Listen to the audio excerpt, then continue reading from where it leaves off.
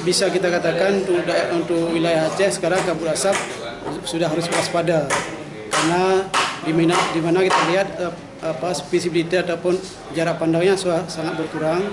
Seperti di Teluk Sumawai itu cuma 200 meter.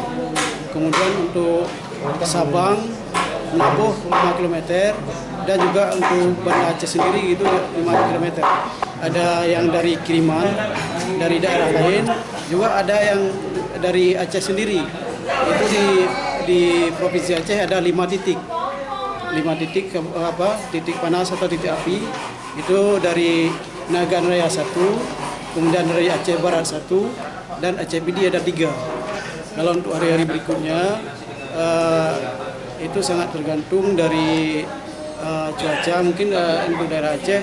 Namun kalau misalnya dari suplai di tempat lain masih tidak berkurangnya titik api di daerah lain, bisa jadi untuk terjadi peningkatan.